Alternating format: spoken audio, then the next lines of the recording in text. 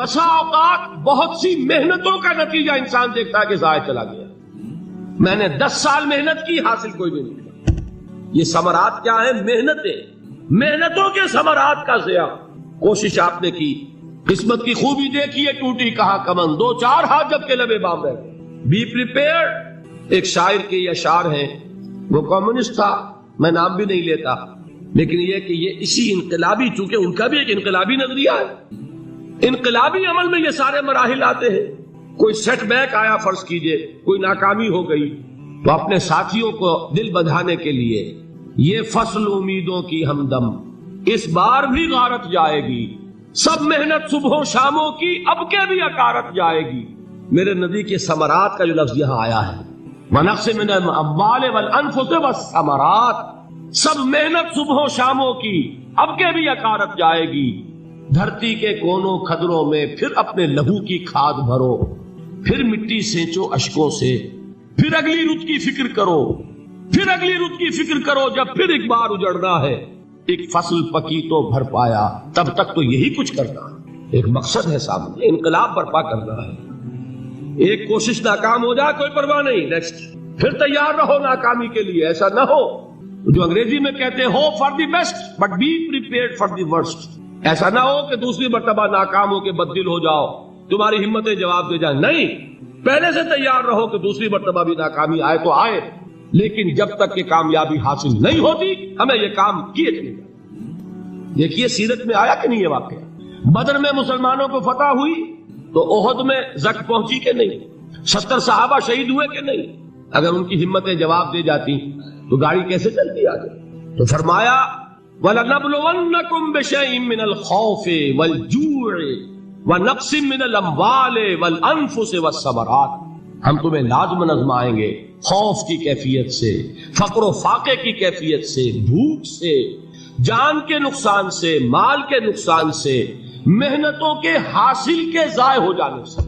وَبَشِّرِ الصَّابِرِينَ، اور اے نبی بشارت دیجئے صبر کرنے والوں، الذین اذا اصابتہم مصیبت، وہ کہ جب ان پر کوئی تکلیف آئے، کوئی مصیبت آئے، کوئی آزمائش آئے، قالوا انا للہ وانا الیہ راجعون، وہ یہ کہیں کہ ہم اللہ ہی کے ہیں، اللہ ہی کی طرف لوٹ جانا ہے۔ یہ وہی انداز ہے جو میں نے فارسی کا شعر سنایا تھا آپ کو کہ سر تسلیم خم ہے جو مزاج یار میں آئے۔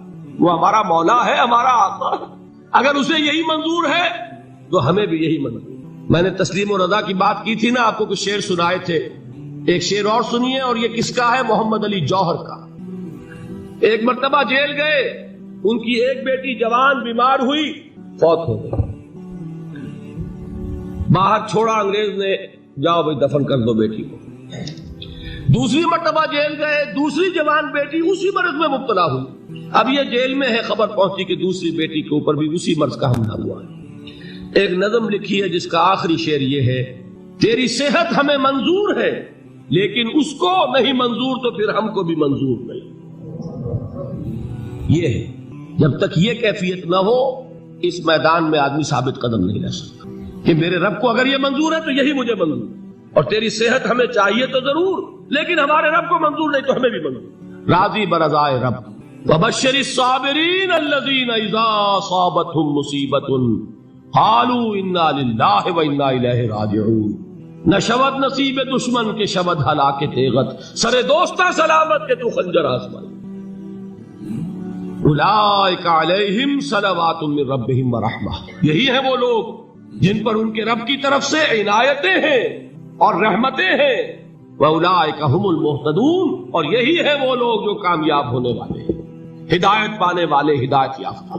اسی سورہ بقرہ میں ذرا آگے چل کر، یہ تو ہے 20واں رکوع، 19واں رکوع، 21ویں رکوع کی پہلی آیت ہے، لَيْسَ الْبِرَّ أَن تُوَلُّوا وُجُوهَكُمْ قِبَلَ الْمَشْرِقِ وَالْمَغْرِبِ وَلَكِنَّ الْبِرَّ مَنْ آمَنَ بِاللَّهِ وَالْيَوْمِ الْآخِرِ وَالْمَلَائِكَةِ وَالْكِتَابِ وَالنَّبِيِّينَ وَآتَى المال على حبه ذوي القربى واليتامى والمساكين وابن السبيل والسائلين وفي الرقاب وأقام الصلاة وآتى الزكاة والموفون بعهدهم إذا عاهدوا والصابرين في البأساء والضراء وحين البأس۔ اب یہ آیت جو ہے سورۃ العصر میں جو مضامین آئے تھے سارے اس میں موجود ہیں۔ وہاں ایمان کا لفظ آیا، یہاں 5 ایمانیات کی تفصیل آ گئی، اعمال کی تفصیل آئی، اور آخری بات وہاں کیا ہے؟ وتواصوا بالصبر، اور یہاں کیا ہے؟ والصابرین فی البأساء والضراء وحین البأس، اور صبر کرنے والے، اصل نیکی ان کی ہے جو صبر کرے، کس میں؟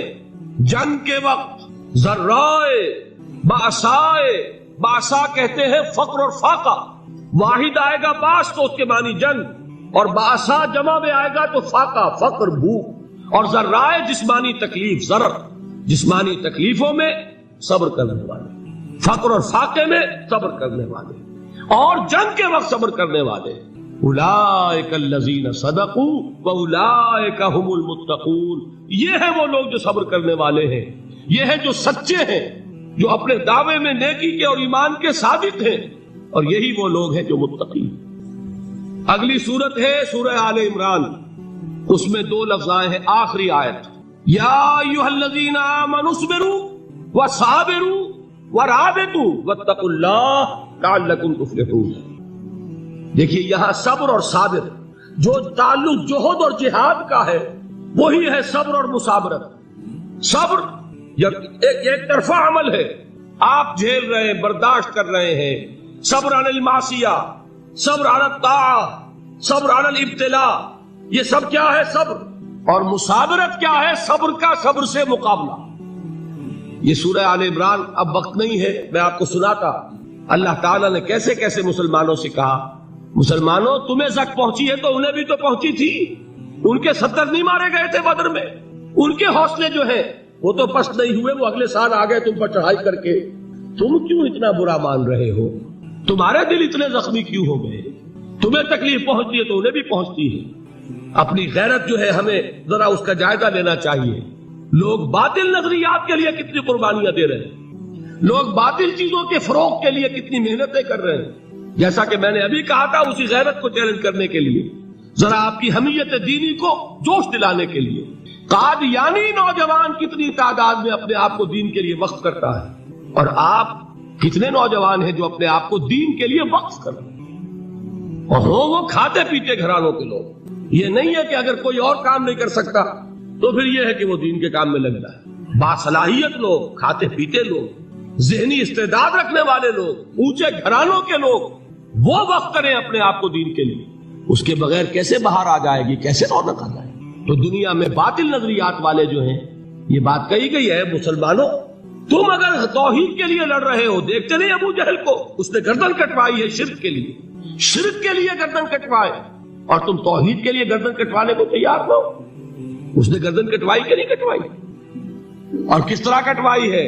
کیونکہ بڑا متکبر قسم کا، فرعون قسم کا شخص تھا، جب گردن کاٹنے لگے تو کہتا ہے ذرا نیچے سے کاٹنا، تاکہ جب تم نیزے کے اوپر چڑھاؤ میرے سر کو تو اونچا نظر آئے، معلوم ہو سردار کا سر۔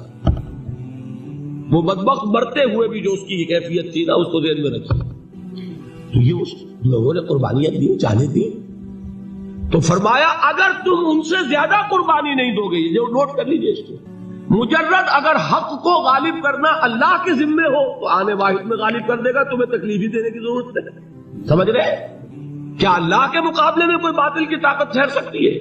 یہ تمہارے ایمان کا امتحان ہے، یہ تمہارے خلوص کی آزمائش ہے، یہ تمہارے امتحان کا ثبوت درکار ہے کہ اللہ تعالیٰ دیکھنا چاہتا ہے تم اس کے لیے اپنی جانیں قربان کرنے کو تیار ہو کہ نہیں، تم اس کے لیے تن من دن لگانے کو تیار ہو کہ نہیں۔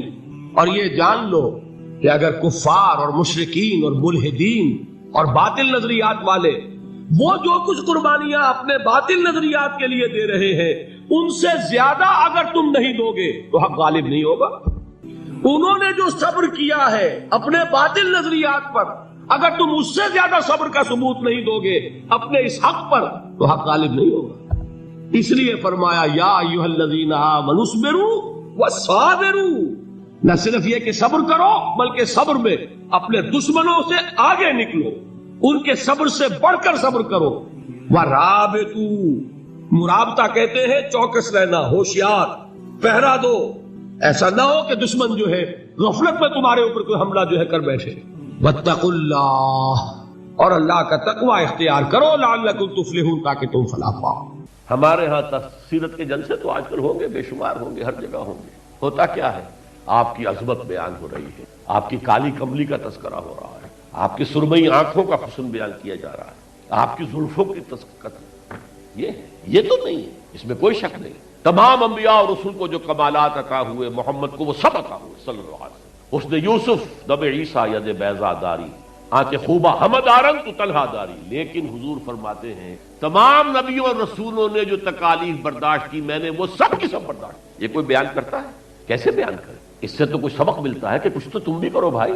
یہ کہاں عاشق رسول بنے پھر رہے ہو، کہاں عید میلاد النبی بنا رہے ہو، زمین و آسمان کے کلامے اللہ سے بھی اوپر کر رہے ہو راتوں کے اندر۔ یہ نہیں ہے محمد سے نسبت اور تعلق کا معاملہ۔ اب آپ دیکھیے، جو اب واقعاتی انداز میں تو جانے کا وقت ہے نہیں نا، لیکن ایک بات آپ کو بتا دوں، دشمنوں نے اقرار کیا ہے کہ تاریخ انسانی کا عظیم ترین انقلاب محمد نے برپا کیا صلی اللہ علیہ وسلم۔ M N Roy of India, member of Communist International, اس نے 1920 میں تقریر کی لاہور میں، بریڈلا ہال میں، دی ہسٹوریکل رول آف اسلام، وہ کتاب اب بھی انڈیا میں چھپتی۔ اس نے کہا تاریخ انسانی کا عظیم ترین انقلاب محمد نے برپا کیا، اور اس نے کہا یہ ندی فتوحات نہیں تھیں، فتوحات تو سکندر نے بہت کر دی تھی، اٹیلا نے بہت کر دی تھی، چنگیز نے بہت کر دی تھی، وہ بروٹ فورس تھی، وہ وحشی قوت تھی، اور محمد کی فتوحات اور ان کی امت کی فتوحات سے نئی تہذیب دنیا میں آئی، نئی روشنی دنیا میں آئی، نئے علوم ایجاد ہوئے، دنیا منور ہو گئی۔ بہت عمدہ کتاب ہے ہسٹوریکل رول آف اسلام۔ 1980 کے قریب کتاب چھپی امریکہ میں، دی 100 A selection and gradation of the 100 most influential personalities of human history۔ تاریخ انسانی کا دھارا بہتا ہے، ہم بھی اس میں بہ رہے ہیں، جدھر بہ رہا ہے ہم بھی بہ رہے ہیں، چلو تم ادھر کو ہوا ہو جدھر کی۔ کچھ لوگ ایسے ہوتے ہیں کہ جو دھارے کا رخ بدل، بہنے والے تو سب ہیں، لیکن اس دھارے کے رخ کو بدلنے والا کوئی ہوتا۔ تو ڈاکٹر مائیکل ہارٹ نے پہلے 100 آدمیوں کا انتخاب کر لیا جنہوں نے تاریخ کے دھارے کا رخ موڑا ہے، سلیکشن، پھر گریڈیشن۔ ان میں سب سے زیادہ جس نے موڑا ہے، جس سے سب سے زیادہ مؤثر ہوا، وہ کون؟ نمبر 1، پھر نمبر 2، پھر نمبر 3، 100 تک چلا گیا۔ نمبر 1 پر حضور کو لا رہا ہے، عیسائی ہے اور ابھی تک کوئی اطلاع نہیں ہے اس کے اسلام لے آنے کی، زندہ ہے، مینہٹن میں رہتا۔ اس نے پھر اس کی وجہ بیان کی کہ naturally I O an explanation. Jesus کو جسے خدا مانتے ہیں اسے نمبر 3 پہ لے گیا، حضور کو نمبر 1 پر، اور جواب کیا دیتا ہے، ایکسپلینیشن کیا ہے؟ This is because he is the only person supremely successful in both the religious and secular field۔ جتنے بڑے لوگ دنیا میں ہیں وہ یا ادھر اونچے ہیں تو ادھر کچھ نہیں، ادھر اونچے ہیں تو ادھر کچھ نہیں، بڑے حکمران، بڑے فاتح، اخلاقی اور دینی اور روحانی اعتبار سے 0 بلکہ مائنس، بڑے مذہب، اخلاقی تعلیمات، روحانی تعلیمات بہت اونچے، گوتم بدھ، حضرت مسیح، لیکن ریاست، حکومت، سیاست 0۔ ایک ہی شخص ہے، ایک شخص، کتنی بڑی سچائی اس کے قلم سے نکلی، the only person supremely successful in both the religious and the secular field. بہرحال یہ سمجھیے کہ تکمیل رسالت کا یہ مرحلہ ہے، یہ مظہر ہے۔ اگر حضور نے اس کو قائم کر کے نہ دکھایا ہوتا تو کہا جا سکتا تھا کہ ٹھیک ہے جی نظام تو بڑا اچھا ہی ہے، لیکن یہ انہونی بات ہے، بھلا کوئی بات ہے؟ سید القوم خادمہم، قوم کا سردار خادم ہوتا ہے، شاعری ہے، یہ اچھا شعر کہہ دیا ہے۔ لیکن محمد نے وہ نظام قائم کیا جہاں ابو بکر اور عمر خادم تھے، چٹائیوں پر بیٹھتے تھے، پیون لگے ہوئے کپڑے پہنتے تھے، رات کو گشت کے دوران کسی عورت کے کراہنے کی آواز آئی، پتہ کیا، معلوم ہوا کہ درد ذہن میں ہے اور کوئی اٹینڈ کرنے والا نہیں، فوراً گھر گئے، اپنی بیوی کو لے کر آئے، فرسٹ لیڈی، اور اس نے مڈ وائف کا کام کیا۔ ایک اور جگہ دیکھا بچوں کو رونے کی آواز آئی، پوچھا کیا ہے؟ ماں نے کہا کہ میرے پاس کھانے کو کچھ نہیں ہے، بچے بھوک سے بلک رہے ہیں، اور میں نے یہ صرف ہانڈی چڑھا دی ہے چولہے کے اوپر کے دھوکہ دینے کے لیے کہ کچھ پکا رہی ہیں، تھوڑی دیر میں روتے دھوتے سو جائیں گے۔ کانپ گئے بیت المال، وہاں سے ایک بوری آٹے کی لی، اپنے کندھے پر غلام سے کہا میرے کندھے، اس نے کہا میں نہیں چلتا ہوں، نہیں، قیامت میں تم میرا بوجھ نہیں اٹھا سکو گے۔ اپنے کندھے پر بوری رکھ کر گئے ہیں، وہاں جا کر کھانا پکوایا ہے۔ یہ سید القوم خادم ہوں، کبھی دیکھی تھی دنیا نے یہ بات؟ قائم کر کے دکھایا، نوع انسانی پر حجت قائم کی ہے۔ مائیکل ہارٹ نمبر 1 پر لا رہا ہے۔ آپ اور کی ایچ جی ویلز کی بھی اب وقت نہیں ہے میرے پاس، میں نے وہاں تقریر کے اندر پوری واضح کی بات، اس کی شہادت، حالانکہ وہ شاتم رسول ہے، حضور کو گالیاں دی ہیں بالکل رشدی کی طرح، اور تسلیمہ نسرین جو ہے بنگلہ دیش کی اس کی طرح، لیکن ایک اعتبار سے گھٹنے ٹیک کر حضور کی مدح کرنے پر مجبور. تو یہ اصل میں بات تکمیل رسالت ہے. پیش کر دینا، پہنچا دینا، وما علینا الا البلاغ، یہ بھی رسالت کا معاملہ، یہ ابتدائی مرحلہ ہے. اس نظام کو قائم کر کے دکھانا، انقلاب برپا کرنا، اس کو چلا کر دکھانا، چاہے وہ 30 برس رہا. لیکن دنیا کا کوئی دوسرا نظام تو ایک دن بھی قائم نہیں ہوا. جس ڈیموکریسی کا خواب والٹیئر اور روسو نے دیکھا تھا، ایک دن کے لیے بھی نہیں آئی. یہ تو کیپٹلسٹ کی ڈکٹیٹرشپ ہے جسے جمہوریت کہا جا رہا ہے. جمہوریت کا اس نے dictatorship of the capitalist. Billionaire نہ ہو تو آپ الیکشن کیسے لڑیں گے؟ عام آدمی الیکشن لڑ لے گا. دے میں استبداد جمہوری قوام پائے کو، تو سمجھتا ہے یہ آزادی کی ہے دیلم پری؟ ہم نے خود شاہی کو پہنایا ہے جمہوری لباس. ابلیس کا ایک مشیر کہہ رہا ہے ہم نے خود شاہی کو پہنایا ہے لباس، جب ذرا آدم ہوا ہے خود شناس و خود نگر. آدمیوں میں اپنے حقوق کا ذرا احساس، اور یہ احساس محمد نے پیدا کیا صلی اللہ علیہ وسلم. اس کے تحت انہوں نے کہا اچھا وہ انسانی حاکمیت ٹنوں کے حساب سے فرعون کے سر پہ رکھی ہوئی تھی گندگی، اب ہم نے کیا کیا؟ وہ تولا تولا سب میں بانٹ دو. گندگی تو گندگی رہے گی، نجاست تو نجاست رہے گی. انسانی حاکمیت ایک شخص کی ہو، انسانی حاکمیت پوری قوم کی ہو، کفر ہے، شرک ہے. بہرحال تکمیل رسالت کا ایک پہلو یہ ہے. اس کی مثال میں آپ کو دے دوں، نام چونکہ پہلے بھی 2 مرتبہ لے چکا ہوں. سقراط کا شاگرد بھی اور شارح بھی. سقراط کی اپنی کوئی کتاب نہیں ہے، وہ معلم تھا بس. اس کا فلسفہ بیان کیا ہے افلاطون. اور پلیٹو نے کتاب لکھی دی ریپبلک. اب دیکھیے آج سے 2500 سال پرانی کتاب ہو گئی، حضرت عیسیٰ سے 300-400 برس پہلے. کتاب اتنی زوردار ہے آج تک زندہ ہے، ورنہ کتابیں ختم ہو جاتی ہیں. کوئی زوردار کتاب ہو تو زندہ رہے گی. نقشہ پیش کیا ایسے ہونا چاہیے، نظام حکومت ایسا ہونا چاہیے، فلاں ایسا ہونا چاہیے، فلاں ایسا ہونا چاہیے. لیکن وہ نظام ایک دن کے لیے بھی دنیا میں کہیں قائم نہیں ہے. لہذا اسے کیا کہیں گے؟ یوٹوپیا ہے، ایک خیالی جنت ہے. حضور نے بھی خیالی جنت پیش کر دی ہوتی، قائم کر کے نہ دکھاتے تو وہ حجت نہیں بن سکی. نوعی تکمیل رسالت. نہ حضرت ابراہیم کے ہاتھوں کہیں نظام قائم ہوا، حالانکہ ابو الانبیاء، خلیل اللہ، امام الناس، انی جاعلک للناس اماما واتخذ اللہ ابراہیم خلیلا، تو نہیں بنا. نہ موسیٰ کے ہاتھوں نہ عیسیٰ کے ہاتھوں علیہم الصلوۃ والسلام. یہ صرف محمد الرسول اللہ صلی اللہ علیہ وسلم کا مقام ہے کہ آپ نے ایک عظیم انقلابی جد و جہد.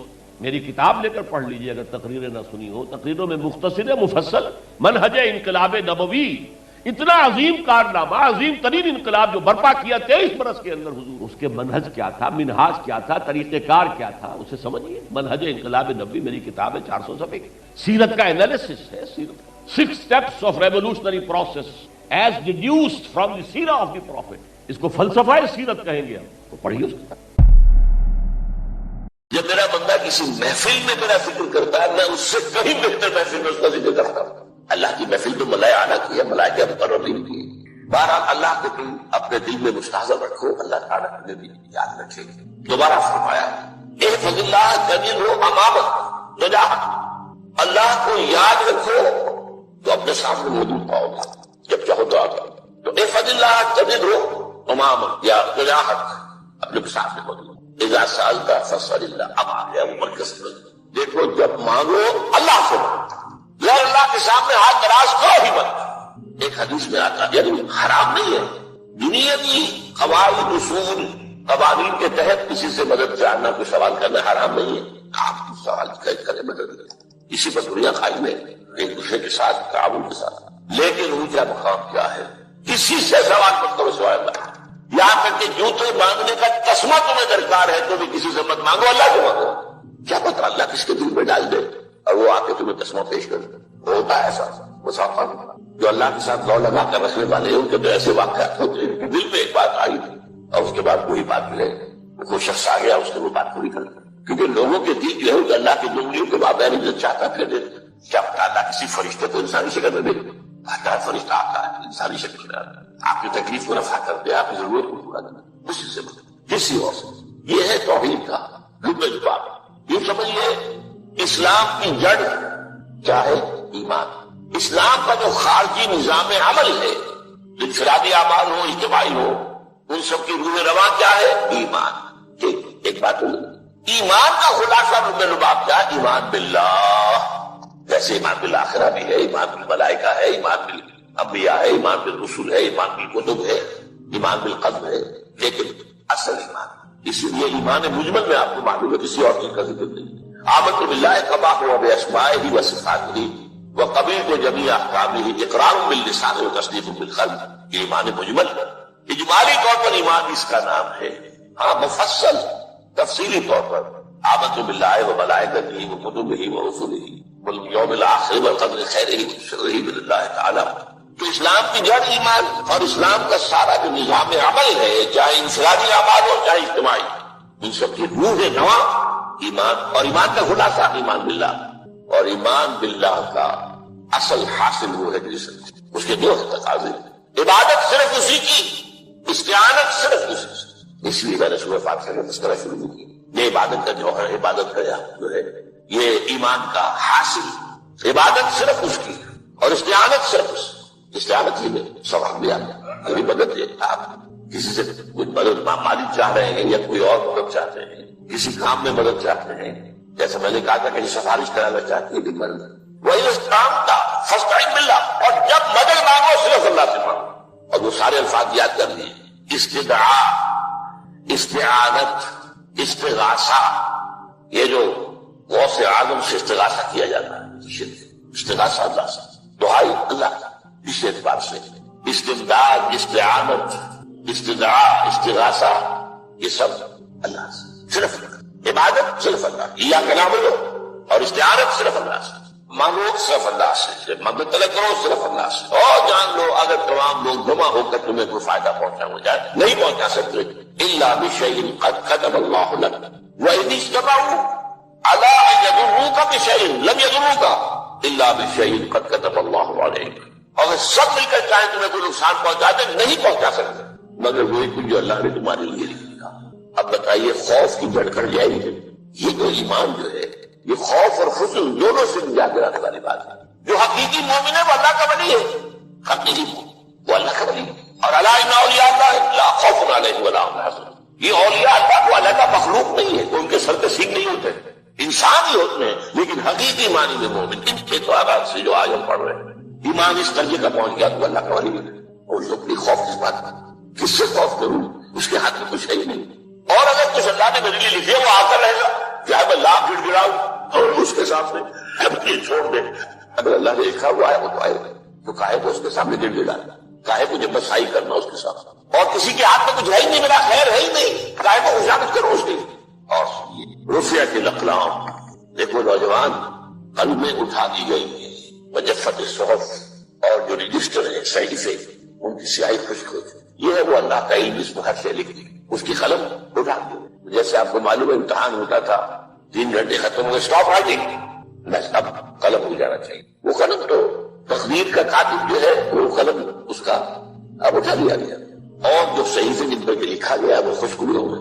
یہ تو روایت ہے، وہ امام ترمذی نے جس پر روایت کیا، یہ متن ان کا ہے جو ہم نے پڑھا بھی، اور ان کا قول یہ ہے کہ یہ حدیث حسن صحیح ہے، لیکن یہی روایت اور انہی راوی سے عبداللہ ابن عباس سے رضی اللہ تعالیٰ عنہ اور بھی محدثین نے کی ہے، اس میں سے ایک اور متن جو ہے وہ یہاں پر امام نووی نے دے دیا ہے۔ اے فضل اللہ تجدو امامک، یہ تو پہلا وہ ٹکڑا تھا، وقت جہاد تھا، یہاں امامک ہے، امام مطلب ہے کہ اپنے سامنے پاؤ، اللہ کی حفاظت کرو، اللہ کو دل میں اللہ کی یاد کو محفوظ رکھو، گویا کہ اللہ کو مستحضر رکھو۔ ذکر اللہ کے معنی کیا ہے؟ استحضار اللہ فی القلب، یہ ذکر اللہ ہے، جنہیں ہم ذکر سمجھ بیٹھے ہیں وہ ذکر کے ذریعے، اب تجھے صلاۃ اجل ذکری، نماز قائم کرو میری یاد کے لیے، نماز ذریعہ ہے یاد کا۔ یہ الگ بات ہے کہ آپ نے 17 رکعتیں بھی پڑھنی ہو عشاء کی اور یاد آپ کو آئی نہیں کوئی، آپ تو ایک میکینیکل انداز میں جو ہے وہ اٹھک بیٹھک کر رہے ہیں اور آپ کی زبان سے کچھ بھی نکل رہا ہے، تو اس کا آپ کے شعور سے دل کی گہرائی سے مراقبہ ہے ہی نہیں، وہ ذکر تو نہیں ہوا۔ ہاں نماز فرض کی ادا ہو گئی، یہ فرض ادا ہو گئی، تو جنہیں ہم نے ذکر سمجھا وہ ذرائع ذکر۔ اللہ تعالیٰ نے ایک سورت قرآن مجید میں ایسی رکھی ہے سورہ رحمان کی، اسے خوب سجایا ہے، اس میں الفاظ کا در و بست، اس کا اپنا ایک ڈیوائن میوزک ہے، وہ تو اللہ تعالیٰ قراء جو ہے خاص طور پر مصر کے قراء، اللہ تعالیٰ ان پر رحمت نازل فرمائے، ان کی خطاؤں سے درگزر کرے۔ جس طرح قرآن کے انٹرنسک میوزک کو انہوں نے واضح کیا ہے، واقعہ یہ ہے کہ اگر یہ لوگ نہ ہوتے، شیخ عبد الباسط محمد عبد الصمد، شیخ محمود خلیل الحسنی، یہ لوگ کہ جنہوں نے قرآن کے اس غنا میوزک، یہ لفظ جو ہے آپ حیران نہ ہو کہ میں یہ کچھ توہین کر رہا ہوں قرآن کی، حضور نے یہ لفظ استعمال کیا ہے، تغنو، اس قرآن کو اچھی سے اچھی خوشلہانی کے ساتھ پڑھو. من لم یتغن بالقرآن فلیس منا، جو قرآن کو بہتر سے بہتر انداز میں، اچھی سے اچھی آواز میں، خوشلہانی کے ساتھ پڑھنے کی کوشش نہیں کرتا، وہ ہم میں سے نہیں. بلکہ ایک مرتبہ حضور رات کے وقت آپ گشت پر تھے اپنے ساتھیوں کے حالات معلوم کرنے کے لیے. حضرت ابو موسیٰ اشعری رضی اللہ تعالیٰ عنہ ایک صحابی ہیں، ان کے گھر کے پاس سے گزر ہوا، وہ رات کو تہجد پڑھ رہے تھے، کھڑے ہوئے کیف کے عالم میں قرآن تلاوت کر رہے ہیں. حضور کو بہت پسند آئی ان کی قرات، کافی دیر تک وہاں کھڑے سنتے رہے. اب انہیں کیا پتا کون سن رہا ہے. بالکل اسی طرح سمجھ لیجئے ایک بات یاد آئی ہے، حضور فرماتے ہیں کہ جس طرح کان لگا کر اللہ قرآن کو سنتا ہے کسی چیز کو نہیں سنتا. ہمیں نظر نہیں آتا نا، ہمیں معلوم نہیں، ہم قرآن پڑھ رہے ہیں تو سننے والا کون ہے؟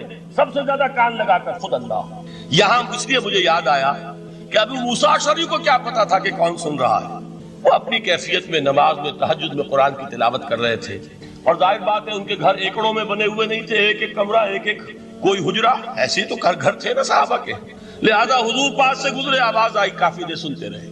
اس کے بعد آپ تشریف لے گئے، صبح فجر میں ملاقات ہوئی تو حضور نے تحسین کے انداز میں فرمایا، یا ابا موسیٰ انک قد اوتیت مزمارا من مزامیر آل داؤد. اے ابو موسیٰ، تمہیں تو آل داؤد کے سازوں میں سے ایک ساز اللہ نے عطا فرما دیا.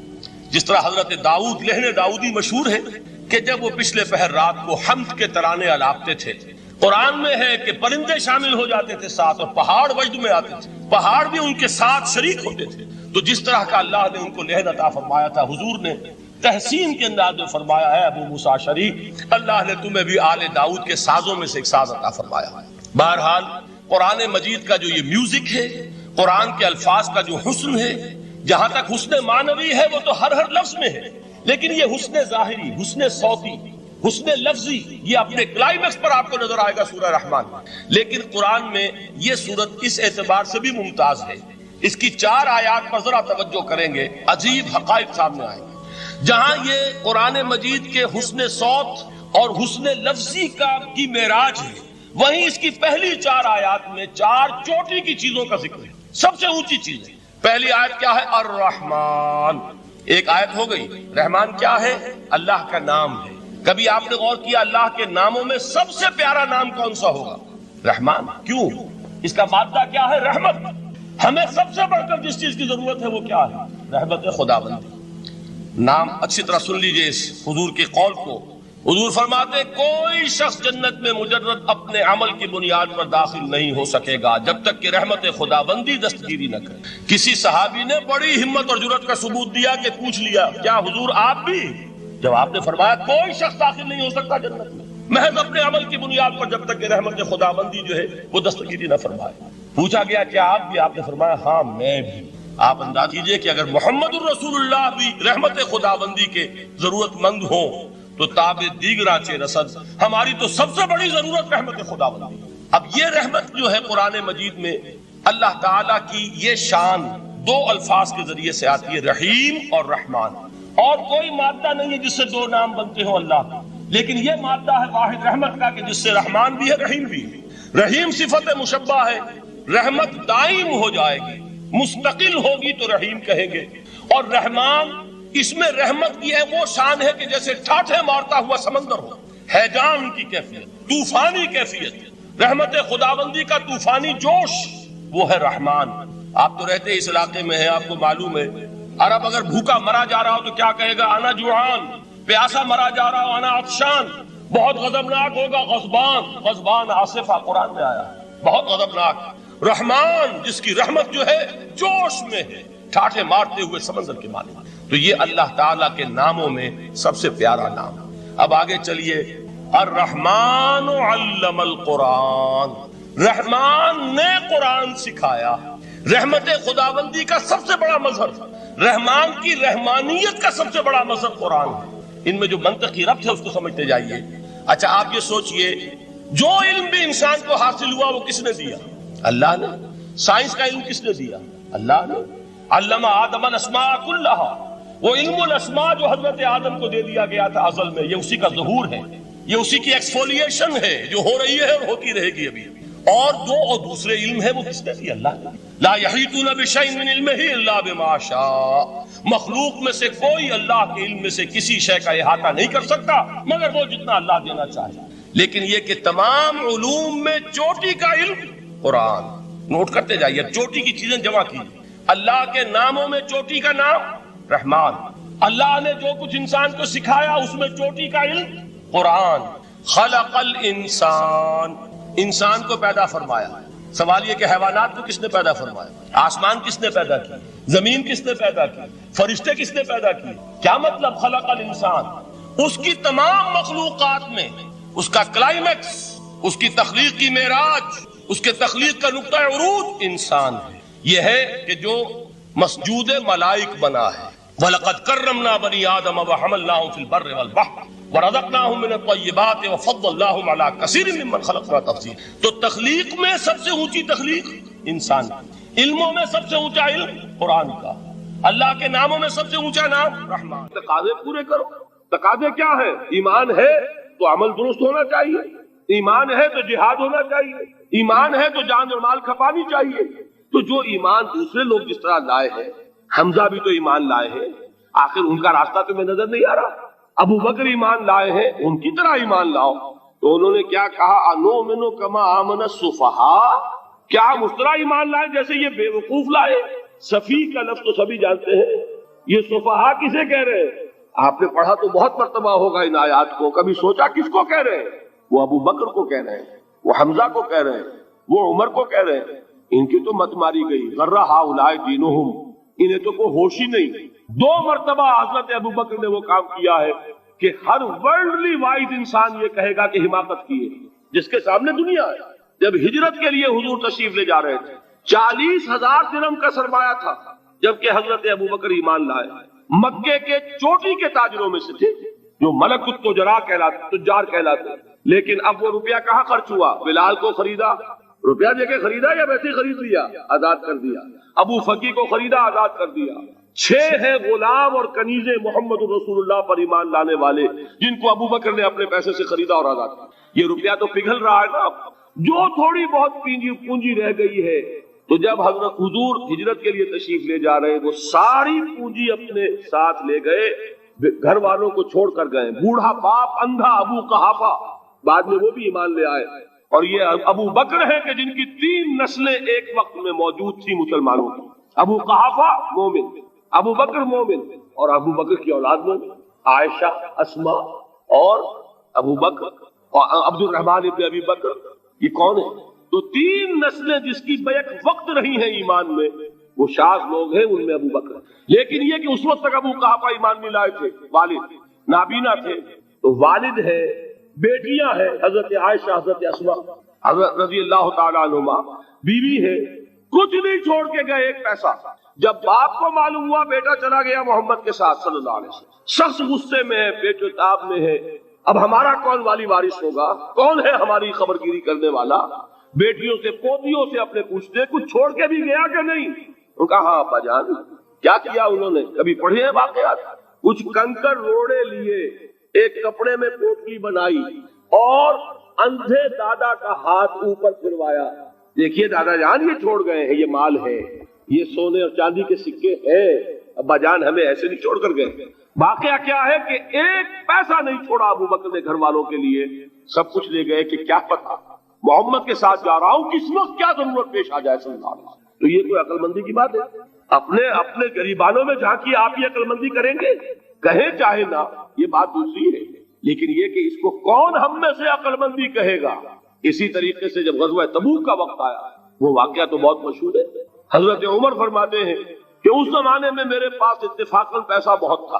میں نے یہ سوچا دل میں کہ اس مرحلے پر تو میں ابو بکر سے بازی لے جاؤں گا. مسابقت ان میں بھی تھی، لیکن نیکی کی مسابقت، خیر کی مسابقت، انفاق فی سبیل اللہ کی مسابقت. تو میں نے سوچا کہ میں بازی لے جاؤں گا. میں نے کیا کیا؟ کل دولت جو تھی اس کے 2 حصے کیے. ایک حصہ گھر رکھا اور ایک لا کے حضور کی خدمت میں پیش کر دیا. حضور نے پوچھا کہ عمر گھر والوں کے لیے کچھ چھوڑا؟ کہ جی ہاں، نصف کیا میں نے. نصف اللہ کی راہ میں حاضر ہے، نصف چھوڑا ہے. ٹھیک ہے. اب وہ آئے ابو بکر. پوچھا حضور نے ابو بکر گھر والوں کے لیے کچھ چھوڑا؟ کہ نہیں، صدیق کے لیے ہے خدا کا رسول بس. گھر میں اللہ اور اس کے رسول کے نام کے سوا کچھ نہیں تھے. یہی ہے نا، پروانے کو چراغ ہے، بلبل کو پھول بس، اور صدیق کے لیے ہے خدا کا رسول بس. مجھے گھر والوں کے لیے کچھ نہیں چاہیے. یہ کام جو ہے تو یہ جن کا ہم اس وقت ذکر پڑھ رہے ہیں منافقین، ان کے نزدیک حماقت تھی یا عقل مندی تھی؟ یہ سمجھداری تھی یا بے وقوفی تھی؟ وہ ہے جو بات کہہ رہے ہیں کہ جب ان سے کہا جاتا ہے ایمان لاؤ بھلے لوگوں کی طرح جیسے دوسرے لوگ ایمان لائے ہیں، تو کیا کہتے ہیں؟ انؤمن کما آمن السفہاء الا انہم هم السفہاء ولکن لا یعلمون. آگاہ ہو جاؤ، اصل احمق یہ ہے، اصل بے وقوف یہ ہے، انہیں نہیں پتا کہ حقیقت کیا ہے، نفع کیا ہے، نقصان کیا ہے. وہ جو بات میں نے سورۃ العصر میں بیان کی تھی، والعصر ان الانسان لفی خسر الا الذین آمنوا وعملوا الصالحات وتواصوا بالحق وتواصوا بالصبر. جس کے ذہن اور قلب پر یہ صورت کندہ ہو جائے گی، اس کے نزدیک عقل مندی یہ ہے کہ سب کچھ اللہ کی راہ میں لگا دو. جس کے دل میں یہ بات بیٹھی نہیں، اس کے لیے عقل مندی یہ ہے کہ بچا بچا کر رکھو، چھپا چھپا کر رکھو، سنبھال سنبھال کر رکھو. عقل مندی کا اس میں تقاضا کچھ اور، اس میں تقاضا کچھ اور. لیکن یہاں بھی فرمایا ولکن لا یعلمون، انہیں ابھی علم نہیں ہے اس کا. اس سے پہلی آیت میں بھی فرمایا ولکن لا یشعرون، انہیں شعور نہیں ہے. دیکھیے میں آپ کو بتا رہا تھا یہ وہ غیر شعوری نفاق ہے، یہ بڑھتا چلا جا رہا ہے. پہلے جھوٹا بہانہ تھا، پھر جھوٹی قسمیں ہوئی، پھر دشمنی ہو گئی صادق الایمان جو جان اور مال لگا رہے ہیں، نچھاور کر رہے ہیں پروانہ وار، اللہ پر اللہ کے دین کے اوپر نثار کر رہے ہیں اپنے آپ کو. ان سے عداوت، ان سے دشمنی، ان کا بغض، یہ تھرڈ سٹیج تک پہنچ گئے. اب بھی وہ اپنے آپ کو منافق نہیں سمجھتے، وہ سمجھتے عقل مند تو ہمیں، یہ تو بے وقوف ہے. ہم ہیں اصل میں بھائی سمجھ کے چلنا چاہیے، تیل دیکھنی چاہیے، تیل کی دھار دیکھنی چاہیے، دائیں بائیں دیکھنا چاہیے، حفاظت کا بھی خیال ہونا چاہیے. یہ ساری چیزیں تو عقل مندی ہے نا دنیا کے اعتبار سے. تو وہ تو انہیں بے وقوف سمجھ رہے ہیں، اپنے آپ کو منافق کہاں سمجھیں گے؟ چاہیے ٹھیک ہے بھائی، دین بھی چاہیے لیکن دنیا کی فکر بھی چاہیے کہ نہیں؟ یہ آپ کہتے ہیں کہ نہیں کہتے ہیں؟ یہ تو بات آپ نے بہت دفعہ سنی بھائی، ٹھیک ہے دین بھی ہونا چاہیے لیکن دنیا بھی تو ہونی چاہیے کہ نہیں؟ یہ ہے سمجھ دنیا کی، یہ ہمارے معیارات ہیں. یہی وجہ ہے کہ دین ذلیل سے ذلیل تر ہو رہا ہے. دین وہ جو میں نے حال ہی کے اشعار سنائے تھے کہ پستی کا کوئی حد سے گزر نہ دیکھے، اسلام کا گر کر نہ ابھر نہ دیکھے، مانے نہ کبھی کہ مد ہے ہر جزر کے بعد دریا کا ہمارے جو اتر نہ دے. یہ دریا چڑھا کب تھا؟ جب صحابہ کرام نے وہ فینیٹسزم جس کو آج ہم کہیں گے اس کا جب مظاہرہ کیا، اس کا ثبوت دیا، دامے جرمے سخنے جان مال تن دھن سب لگا دیا، تو اللہ کے دین میں بہار آ گئی، رونق آ گئی، دین کا غلبہ ہو گیا. اور جب ہم اپنے سمجھ کر رکھیں گے تو ظاہر بات ہے کہ اس کا تو پھر جو حشر ہوگا وہ وہی. دین میں کمزوری، ہماری دنیا جو ہے پھل رہی ہے، پھول رہی ہے، دین جو ہے وہ کمزور ہوتا چلا.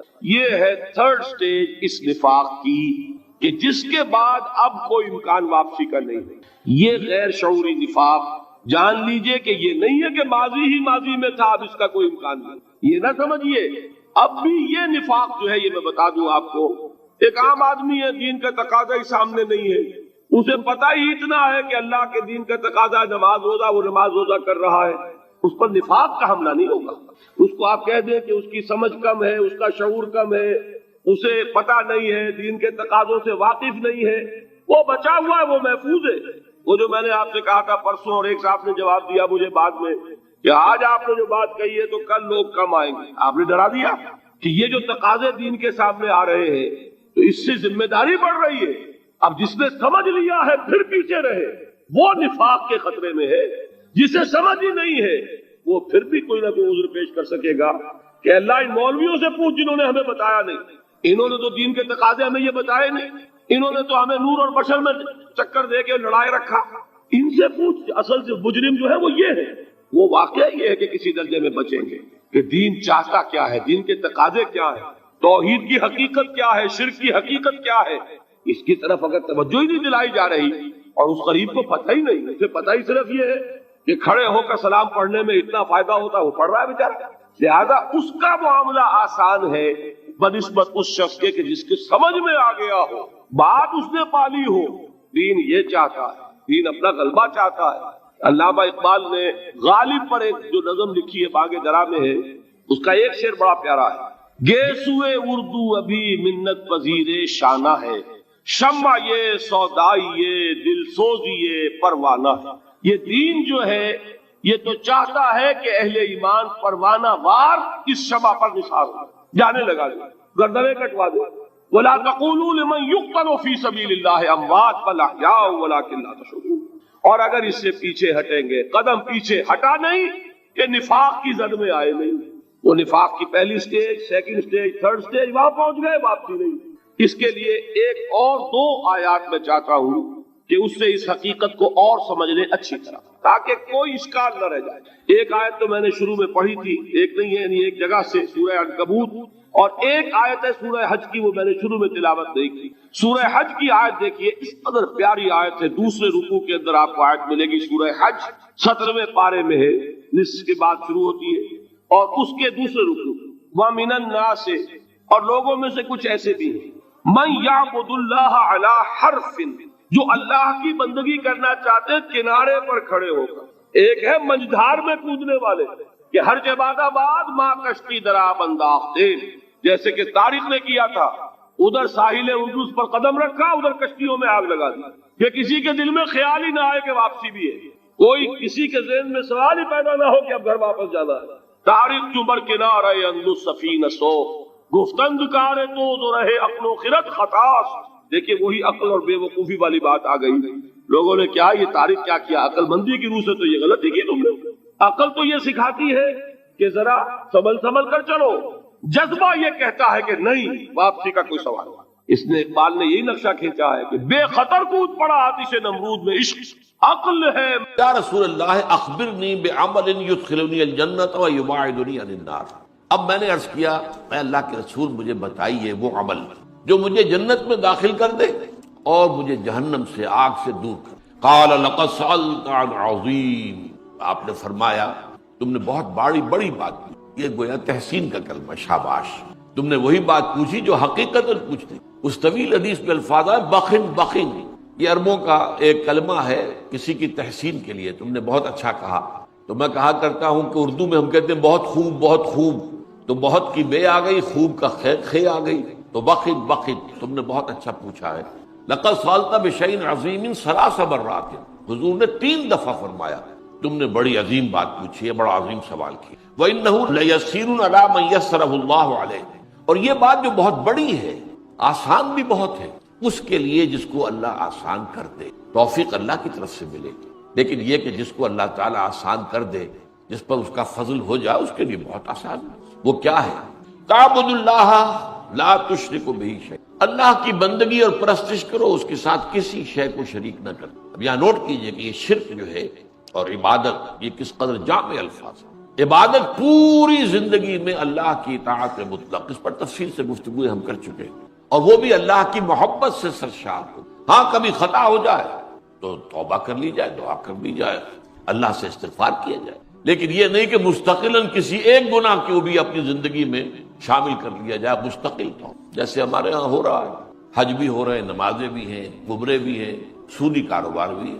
اب یہ سودی کاروبار جو ہے یہ تو باقی ہر شے کی نفی کر دے گا۔ تو تعبد اللہ لا تشرک بہ، اور شرک فی الذات بھی ہے، شرک فی الصفات بھی ہے، شرک فی الحقوق بھی ہے۔ کہ ہم سمجھتے ہیں شرک شاید صرف یہی ہے کہ بتوں کو سجدہ کیا جائے، یا بعض جو بھی ہے زیادہ جو حساس ہیں وہ اللہ کی صفات میں کسی کو شریک کر دینے کو بھی، اللہ کی ذات میں شریک کر دینے کو بھی شرک سمجھتے ہیں، لیکن اللہ کے حقوق میں شریک کر دینا، شرک عملی کیا ہے اور توحید عملی کیا ہے، اس سے عام طور پر لوگ ناواقف۔ تو فرمایا تم اللہ کی پرستش اور بندگی کرو، اس کے ساتھ کسی شے کو شریک نہ کرتے ہوئے۔ نفی بھی ساتھ آ گئی، لا الہ الا اللہ، نفی بھی ہو گئی، کوئی الہ نہ ہو تمہارا سوائے اللہ کے، اور تم پرستش ہی نہیں کرو صرف، بلکہ بندگی کرو، اطاعت کرو، کل اطاعت، اس کی محبت سے سرشار ہو کر۔ وَتُقِيمُ الصَّلَاةَ وَتُؤْتِ الزَّكَاةَ، اور یہ کہ تم نماز قائم رکھو اور زکوٰۃ ادا کرو، وَتَصُومُ رَمَضَانَ، اور رمضان مبارک کے روزے رکھو، وَتَحُجُّ الْبَيْتَ، اور اللہ تعالیٰ کے گھر کا حج کرو۔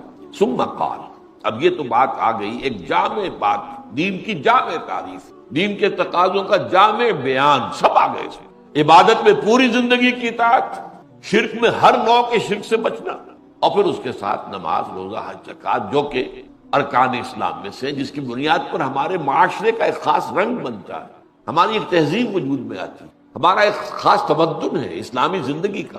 یہ اصل میں نماز، روزے، حج اور زکوٰۃ سے اس کی تشکیل ہوتی ہے۔ تو اس کو گویا کہ پورے دین کی تعبیر، اس کی حقیقت کو بیان کرنے میں یہ نہایت جامع کلمات ہے۔ اب اس کے بعد حضور خود فرماتے ہیں ثم قال، آپ نے فرمایا الا ادلک علی ابواب الخیر، تو کیا میں تمہیں یہ نہ بتاؤں کہ اس خیر کے، خیر کل کے دروازے کون سے ہیں؟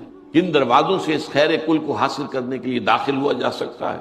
الصوم جنۃ، روزہ ڈھال ہے نفس کے خلاف، نفس کے حملوں کے خلاف، یہ ہم پڑھ چکے ہیں ایک اور حدیث میں۔ وصدقۃ تطفئ الخطیئۃ کما یطفئ الماء النار، اور صدقہ جو ہوتا ہے وہ خطا کو، گناہ کی آگ کو ایسے بجھا دیتا ہے جیسے کہ پانی آگ کو بجھا دیتا ہے۔ وہ ہو گئی یہ خطا صدقہ تو اللہ کی راہ، تو یہ صدقہ جو ہے اس گناہ کے اثرات کو دھو دے گا جیسے کہ پانی آگ کو بجھا دیتا ہے۔ وصلاۃ الرجل فی جوف اللیل، اور last but not the least, یہ میں الفاظ اضافہ کر رہا ہوں، نماز پڑھنا بندے کا رات کے پیٹ میں، رات کے درمیانی حصے میں۔ تہجد اصل میں جسے کہتے ہیں وہ نہیں ہے کہ جو عام طور پر لوگ فجر سے کچھ دیر پہلے جاگ گئے اذان سے اور جلدی سے 8 نفل پڑھ لیے، یہ تہجد نہیں، یہ تو فجر کا ضمیمہ بنا لیا۔ ہر نوافل ہے، عبادت ہے، اس کے بھی جو اس کے برکات ہیں وہ ظاہر ہوں گی، جو اس کا ثواب اور اجر ہے اللہ دے گا۔